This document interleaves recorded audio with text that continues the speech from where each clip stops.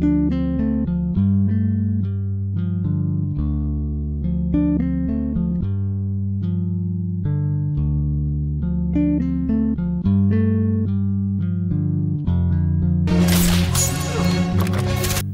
lagi bareng gue Rizal. Kali ini cerita film akan menceritakan alur film berjudul Keapaan.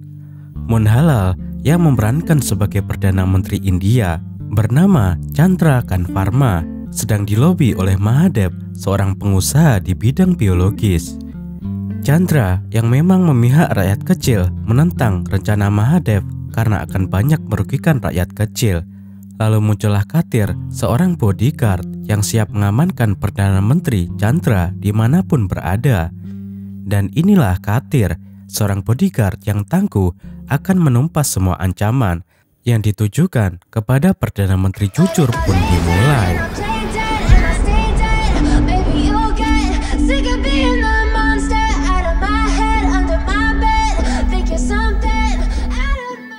Diawali dengan adegan yang memperlihatkan seorang pemuda meledakkan sebuah kereta api. Chandra Kant Varma adalah seorang Perdana Menteri sekaligus politisi dari partai yang berkuasa saat ini. Suatu hari, ia diserang oleh sekelompok teroris yang berasal dari Pakistan. Sang Perdana Menteri berhasil selamat dan melarikan diri. Para teroris tadi kemudian mengancam akan membunuh Menteri Dalam Negeri dan 250 tawanan lainnya jika Perdana Menteri tidak membebaskan 5 orang anggota mereka yang ditahan di penjara Tihar. Perdana Menteri kemudian menurunkan tim khusus untuk menghabisi para teroris tersebut. Dalam aksi penyerangan itu, seorang menteri bernama Sundar tewas ditembak. Sedangkan tawanan lainnya berhasil selamat. Anak Menteri Sundar yang bernama Anjali menyalahkan keputusan Perdana Menteri karena ayahnya kemudian menjadi korban. Menurut Anjali, seharusnya Perdana Menteri memenuhi permintaan para teroris tersebut supaya ayahnya bisa selamat. Seorang reporter TV melakukan wawancara dengan petani yang bernama Katiravan. Katir adalah petani yang membudidayakan pertanian dengan konsep ramah lingkungan. Ia memanfaatkan pupuk organik dalam mengelola lahan pertaniannya. Katir bahkan membuka toilet umum untuk disewakan kepada warga, dan limbah dari toilet itu digunakan Katir sebagai pupuk organik yang menyuburkan lahan pertanian miliknya. Seorang teroris pelaku penyerangan terhadap Perdana Menteri berhasil ditangkap hidup-hidup. Teroris ini bernama Jafar. Jafar disuntikan sesuatu yang membuatnya tidak bisa berbohong. Menurut Jafar, Perdana Menteri akan kembali diserang oleh seseorang yang sangat profesional. Dan orang ini berasal dari Tamil Nadu. Jafar kemudian berniat memberitahu nama pembunuh tersebut, tetapi sejurus kemudian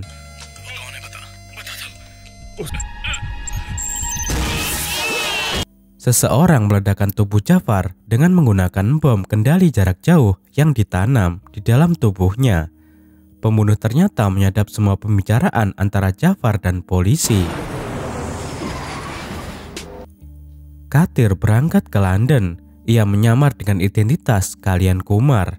Perdana Menteri juga hadir ke London dalam rangka mengajak para pengusaha India yang bermukim di luar negeri agar berinvestasi di negaranya sendiri. Katir hadir di tempat itu. Ketika akan melewati pintu pemeriksaan, seseorang memasukkan pistol ke dalam saku jas Katir. Pistol itu sangat canggih dan tidak terdeteksi metal detektor pada pintu pemeriksaan. Katir kemudian masuk ke dalam dan memilih tempat duduk pada kursi yang tidak tersorot kamera CCTV. Perdana Menteri Chandra Kant Varma menyampaikan kata sambutannya. Semua orang tampak senang dan antusias mendengarkan itu. Katir kemudian memasang alat peredam suara pada pistolnya. Ketika ia melakukan itu, seorang anak kecil melihat aksinya. Anak tadi memberitahu ibunya, tetapi Katir buru-buru menyembunyikan pistol itu. Perdana Menteri selesai berpidato. Ia kemudian bergegas keluar dari ruangan dengan diiringi para pengawal. Di saat bersamaan, seorang pria berwajah bule membidik Perdana Menteri dan melepaskan tembakan. Tetapi pria ini justru ditembak terlebih dahulu oleh Katir. Para pengawal bergegas mengamankan Perdana Menteri. Namun sang menteri kembali ditembak oleh seseorang dan sekali lagi Katir membunuh pria itu. Perdana Menteri selamat dari pembunuhan. Ia kemudian bertemu dengan Katir. Ternyata Katir adalah Biro Intelijen Militer yang bertugas melindungi Perdana Menteri. Katir adalah mantan mata-mata yang menyelidiki proyek senja secara kimia di wilayah Sri Lanka. Katir dan mata-mata lainnya bahkan pernah berhasil meledakkan sebuah laboratorium senjata kimia milik Pakistan.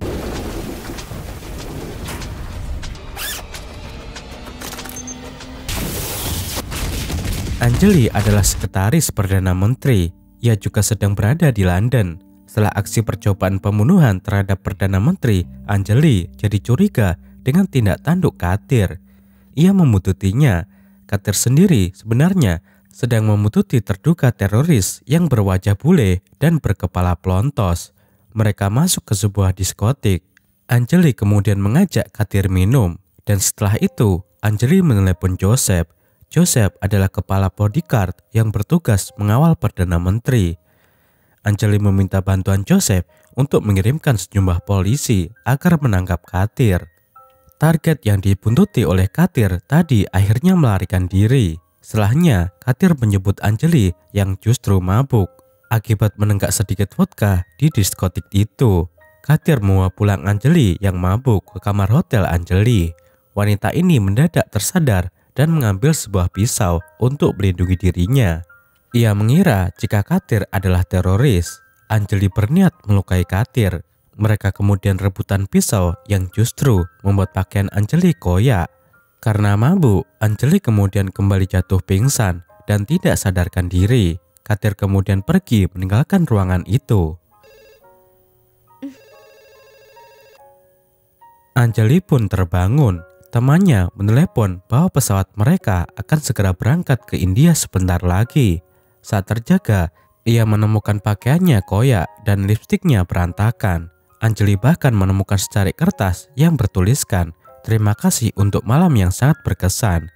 Ia kemudian teringat Katir yang masuk ke kamarnya. Anjali mengira jika Katir telah memperkosa dirinya. Ketika tiba di bandara, Anjali bertemu anak Perdana Menteri yang bernama Abhishek. Abhishek kemudian menjelaskan bahwa Katir adalah Biro Intelijen khusus yang bertugas melindungi ayahnya. Sekalipun demikian, Anjali masih penasaran apakah Katir memperkosa dirinya atau tidak. Katir juga mengerjai Anjali dengan mengatakan bahwa ia tidak akan ingat apa-apa yang terjadi karena Katir juga sedang mabuk. Anjali kemudian memaksa Katir untuk bertanggung jawab terhadap dirinya jika ia benar-benar hamil. Setelah itu, Anjali meninggalkan Katir dengan rasa jengkel. Sebanyak 20 tentara India dibunuh di wilayah Kashmir. Pelakunya adalah teroris asal Pakistan. Insiden itu dimanfaatkan oleh seorang politisi partai oposisi yang bernama Parameswar untuk menjatuhkan nama baik Perdana Menteri Chandra Khan dengan mengatakan bahwa Chandra tidak serius dalam menangani teroris. Chandra Khan kemudian memanggil Parameswar dan duta besar Pakistan yang bernama Jalaluddin. Chandra Khan menuding jika tentara Pakistan terlibat dalam aksi terorisme tersebut yang menyebabkan 20 tentara India tewas di Kashmir. Ia kemudian menunjukkan video yang membuktikan bahwa seorang letnan jenderal Pakistan yang bernama Amiz Khan terlibat dalam aksi terorisme tersebut. Perdana Menteri kemudian menyampaikan kepada Jalaluddin agar negaranya tidak mendukung aksi terorisme tersebut. Jika tidak, maka ia akan memutuskan kerjasama dengan Pakistan.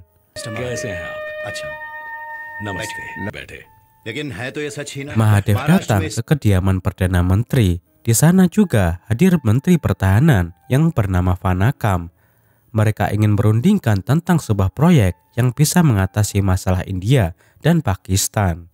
Tetapi percakapan tersebut sifatnya sangat rahasia.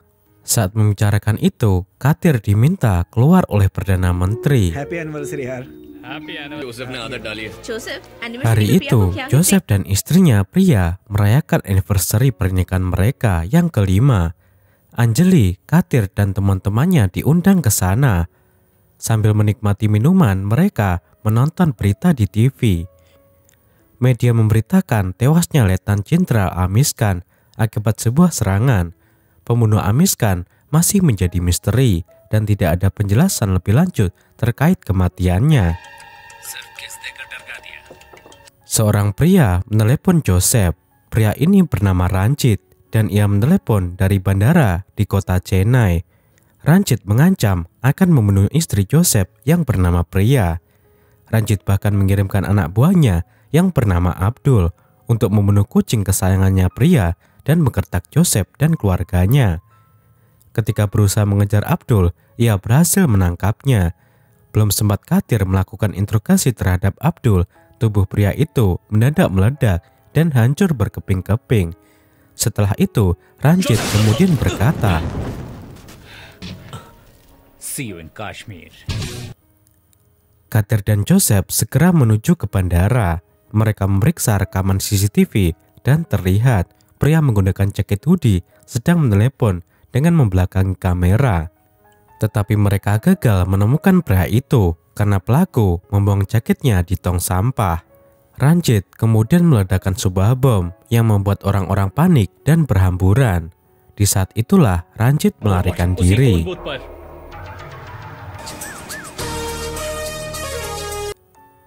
Perdana Menteri melakukan kunjungan dadakan ke wilayah yang bernama Kashmir. Wilayah itu dihantam banjir bandang. Kedatangan Perdana Menteri disambut dengan meriah.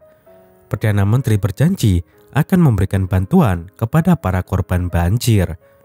Setelah selesai berpidato, Anjali meminta Perdana Menteri untuk melakukan foto bersama penyandang disabilitas. Di saat itulah pembunuh meretas sistem komunikasi para pengawal. Pembunuh dengan bangga memberitahu bahwa ada 2 bom di sana. Yang satu berada di tengah keramaian dan disimpan dalam sebuah tas, sedangkan yang lain dibawa oleh penyandang disabilitas. Kedua bom ini akan meledak dalam rentang waktu yang tidak jauh berbeda. Katir memilih menyelamatkan orang banyak dengan membuang tas yang ia temukan di tengah keramaian.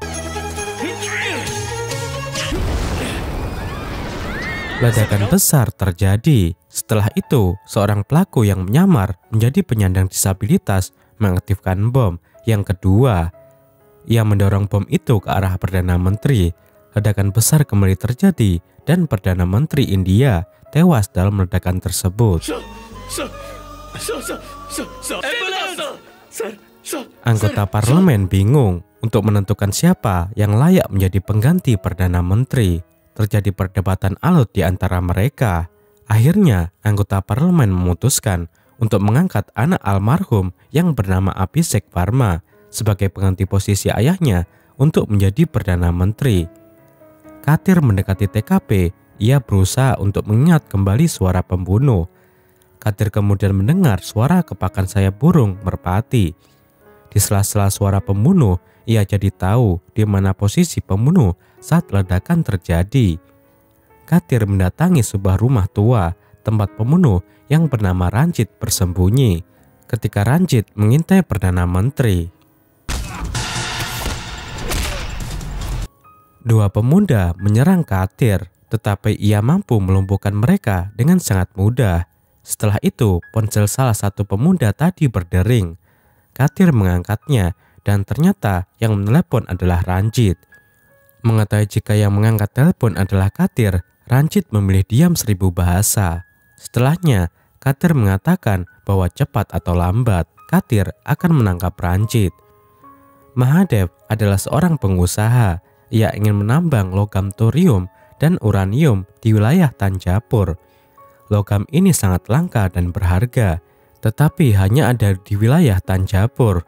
Mahadev ingin mengusir warga di sana. Karena itulah Mahadev melepaskan belalang hasil uji coba laboratorium miliknya dalam jumlah yang sangat banyak di wilayah Tanjapur.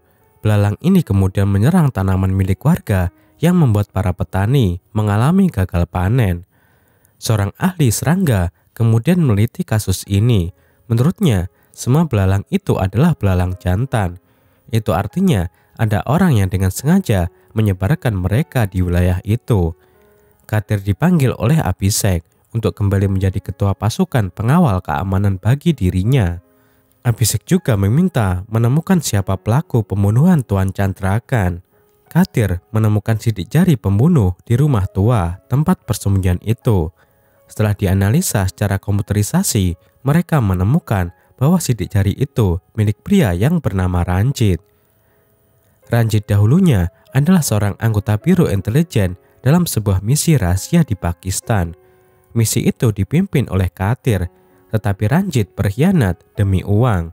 Ia menjual informasi tentang Katir dan teman-temannya kepada tentara Pakistan yang dikomandani oleh Amish Khan. Katir dan teman-temannya kemudian tertangkap. Mereka semua disiksa dan dibunuh, tetapi hanya Katir yang berhasil selamat.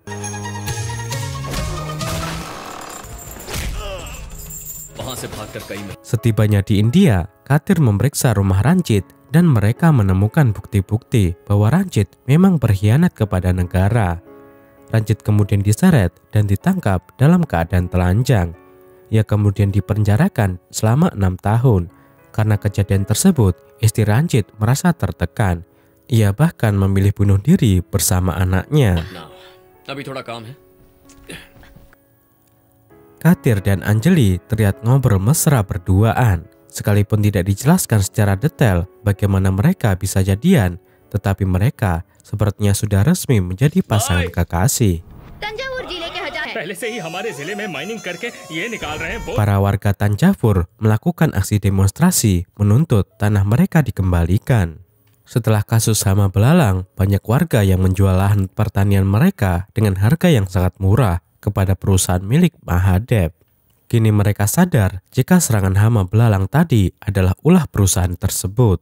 Agar menjebak para warga, Mahadev mengirim anak buahnya untuk ikut menyelinap masuk dalam kerumunan para demonstran tadi.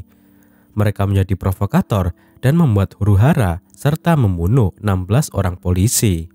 Merasa terancam, polisi kemudian membubarkan para pendemo tadi dengan kekerasan dan bahkan menembak mati 312 demonstran. Sejak saat itulah tidak ada lagi demo warga untuk menuntut tanah mereka. Katir mengetahui jika Mahadev adalah aktor di balik tewasnya para pendemo. Ia juga mengetahui perihal thorium dan uranium yang ingin dikuasai oleh Mahadev di wilayah Tanjapur. Katir memberitahu Perdana Menteri perihal tersebut. Perdana Menteri Abhishek kemudian mengancam akan menutup pertambangan itu, tetapi Mahadev tidak mau kalah. Ia mengancam balik Perdana Menteri muda itu dengan berkata bahwa ia akan melakukan hal buruk kepada Perdana Menteri Abhishek jika berani macam-macam kepada Mahadev. Anjali berulang tahun, ia mengadakan pesta. Abhishek ingin sekali hadir di pesta itu. Sekalipun Katir melarangnya, Abhishek kemudian menyamar dengan penampilan berbeda agar tidak bisa dikenali oleh orang-orang. Mereka larut dalam tarian dan minuman pesta. Abi memberikan sebuah mobil kepada Anjali sebagai hadiah ulang tahun. Mereka berdua lelah dengan pengawasan Katir dan memilih melarikan diri dengan mengendari mobil baru tersebut. Ternyata Ranjit sudah mengintai Abi. Ia membuntuti mereka. Abi berkendara dalam keadaan mabuk dan ia kemudian dihentikan oleh polisi. Polisi tidak mengetahui bahwa Abi adalah Perdana Menteri. Tak lama setelah itu, Katir datang menyusul. Katir kemudian memberitahu polisi bahwa Abi adalah Perdana Menteri. Polisi kaget dan ia segera melepaskan Perdana Menteri muda yang super santuy ini. Ketika mereka hendak pulang, anak buah Ranjit menembak Abi. Abi, Anjali dan Katir terus diguyur oleh hujan peluru. Dan alhasil, Anjali menjadi korban yang tertembak. Beruntung Anjali diselamatkan oleh para warga. Ranjit dan anak buahnya kembali memberondong Katir dan Abi secara bertubi-tubi dengan peluru panas. Tetapi kali ini tidak satupun tembakan mereka yang melukai Katir atau Abi. Pada akhirnya Ranjit kehabisan peluru. Kini giliran Katir yang mengajar Ranjit, tetapi Ranjit memilih lari di sebuah masjid yang membuat Katir membatalkan niatnya untuk menembak. Katir dan Abi kemudian mencoba kabur. Mereka dibantu oleh teman Katir yang bernama Joseph. Ketika Katir, Abi dan Joseph berniat lari menggunakan sebuah truk. Ranjit menembak Joseph di bagian kaki. Setelah itu, seseorang yang lain menembak Joseph hingga tewas. Katir terbakar amarahnya karena ia kehilangan sahabatnya. Ia kemudian melampiaskan kekesalannya kepada Abi karena Abi ngotot ingin pergi ke pesta itu. Pria hadir di rumah sakit dan menangisi kematian suaminya.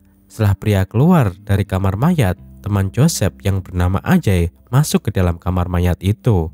Ajay menukar peluru yang menewaskan Joseph dengan tujuan untuk menyembuhkan fakta bahwa peluru itu adalah miliknya. Ternyata Ajay adalah musuh dalam selimut. Ia adalah pengawal Perdana Menteri tetapi memilih berkhianat demi uang. Ajay adalah orang yang telah meledakkan tubuh Jafar dan Abdul. Ajay juga mempermudah tugas Ranjit saat penyerangan terhadap Perdana Menteri. Ia bahkan memberikan senjata kepada Ranjit di saat Ranjit kehabisan peluru. Ajay menembak mati Joseph karena Joseph mengetahui pengkhianatan Ajay. Katir kemudian memukuli Ajay hingga babak belur. Ia memaksa Ajay untuk memberitahu di mana kediaman Ranjit. Katir menyelinap masuk ke rumah Ranjit. Di sana, ia menemukan komputer milik Ranjit. Katir memeriksa isi file di dalam komputer tersebut dan menemukan rekaman percakapan saat Mahadev berkunjung ke rumah Perdana Menteri. Dalam rekaman percakapan itu terungkap jika Mahadev mengusulkan kepada Perdana Menteri supaya mereka menyerang Pakistan menggunakan senjata biologis yang dikembangkan oleh perusahaan miliknya. Mahadev menggunakan belalang dalam jumlah yang banyak agar menyerang pertanian warga Pakistan. Dengan demikian, perekonomian negara tersebut bisa kolaps. Perdana Menteri tidak setuju dengan usulan Mahadev karena korbannya adalah warga sipil yang tidak berdosa. Karena idenya ditolak, Mahadev kemudian meminta Ranjit untuk membunuh Perdana Menteri. Ketika ia berkunjung ke London dan Kashmir, Ranjit mengetahui kedatangan Katir. Ia meledakkan komputer tersebut. Katir segera melompat keluar dari jendela dan terjatuh di dalam kolam renang. Katir bergegas ke rumah Perdana Menteri Abhishek dan memberitahu bahwa ayah Abhishek dibunuh oleh Ranjit atas perintah Mahadev. Tetapi Katir tidak bisa menunjukkan bukti rekaman percakapan karena komputer Ranjit keburu meledak. Abhishek murka mendengar berita itu. Ia kemudian menghentikan proyek penambangan uranium dan thorium milik Mahadev di wilayah yang bernama Tanjapur. Karena proyeknya mendadak terhenti, Mahadev kemudian melepaskan senjata biologisnya di wilayah Tanjapur. Bahkan kali ini, Mahadev bersiap melepaskan belalang jantan dan betina. Dengan demikian, mereka akan berkembang biak dengan jumlah yang berlipat ganda. Katir menggagalkan rencana pengiriman dengan meledakkan kereta api yang mengangkut senjata biologis itu. Dan film kembali seperti di adegan di awal, di mana Katir menyelinap naik ke atas kereta api dan memasang bom di beberapa titik. Kehadiran Katir diketahui oleh anak buah Mahadev yang bernama Pratap. Pratap dan anak buahnya mencoba untuk membunuh Katir, tetapi justru mereka yang tewas di TKP. Pada akhirnya, Katir berhasil meledakkan kereta api tersebut dan memusnahkan semua belalang yang ada di dalamnya. Perdana Menteri Abhishek hadir dalam sebuah acara dengan tema tentang industri dalam pertanian. Kebetulan Mahadev juga hadir di sana. Abi dan Mahadev terlihat adu mulut, tetapi mereka tetap berpura-pura tenang di depan orang banyak. Saat acara berlangsung, Ranjit mengambil alih ruang kontrol dengan membunuh beberapa pengawal di sana. Ranjit bersiap meledakkan bom yang sudah ia tanam di suatu tempat. Katir datang terlambat di acara itu karena ia baru saja meledakkan sebuah kereta api yang berpenumpang miliaran belalang. Sebelum masuk ke ruangan konvensi, Katir mengenakan rompi anti peluru. Setelahnya, ia mencoba menghubungi ruang kontrol tetapi tidak ada jawaban. Katir curiga dan segera naik ke atas untuk memeriksanya.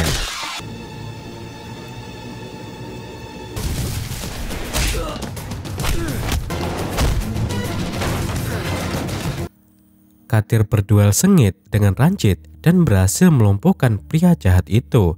Karena ditodong dengan pistol, Ranjit mengakui bahwa Anjali meletakkan bom di tangannya dan menyamarkan bom itu seolah-olah tangannya diperban akibat luka tembakan. Anjali melakukan itu demi balas dendam terhadap keluarga Perdana Menteri karena ayah Anjali yang bernama Sundar tewas akibat keputusan Perdana Menteri Chandrakan. Menurut Ranjit, Anjali adalah pengantin bom bunuh diri yang dikendalikan dengan menggunakan ponsel. Dengan memasukkan nomor tertentu, kemudian menekan tombol dial atau panggil, maka bom itu akan meledak. Ranjit berniat meledakkan bom itu ketika Anjali berada di dekat dengan Perdana Menteri Abhishek, makanya ia masuk ke ruangan kontrol untuk memastikan posisi Anjali. Katir kemudian memanggil Anjali. Saat ditanya, Anjali mengatakan bahwa Ranjit memfitnah dirinya. Katir kebingungan menentukan siapa yang berbicara jujur, Anjali atau Ranjit. Setelahnya, Katir mendorong Anjali tepat di samping Ranjit dan bersiap untuk meledakkan bom tersebut. Tujuannya adalah untuk menggertak Ranjit, dan ternyata benar, Ranjit takut jika bom itu meledak dan membunuh dirinya. Ia kemudian mengaku bahwa Anjali tidak terlibat. Ranjit menanam bom di perban Anjali tanpa sepengetahuan Anjali ketika wanita itu tidak sadarkan diri di rumah sakit. Setelah memaksa Ranjit, Katir akhirnya mengetahui cara mematikan bom yang ada di tangan Anjali. Dan kali ini Ranjit mendadak tidak takut mati. Ia bersikukuh tidak mau membongkar rencana B sekalipun Katir mengancam dirinya. Katir bergegas pergi meninggalkan Ranjit. Ia berusaha mencari bom kedua yang akan membunuh Perdana Menteri. Di saat Katir pergi, Ranjit berhasil melumpuhkan pengawal yang mengawasi dirinya. Ia kemudian turun ke bawah dan masuk ke dalam mobil Mahadev. Ranjit menghubungi Katir dan berkata bahwa bomnya ada pada rompi anti peluru yang dikenakan oleh Katir. Setelah itu, Ranjit dengan begitu bersemangat menekan tombol bom tersebut. Ledakan besar terjadi dan menewaskan Ranjit dan Mahadev. Ternyata sebelumnya Katir menyadari jika di dalam rompinya terdapat sebuah bom. Ia kemudian menukar rompi tersebut dan meletakkannya di dalam mobil Mahadev. Film ditutup dengan adegan di mana Katir sedang kencan dengan Anjali di tengah lahan pertanian. Klik jempol ke atas jika kalian suka dengan video seperti ini. Dan berikan komentar positif kalian. Saya Rizal, sampai jumpa di video cerita film selanjutnya.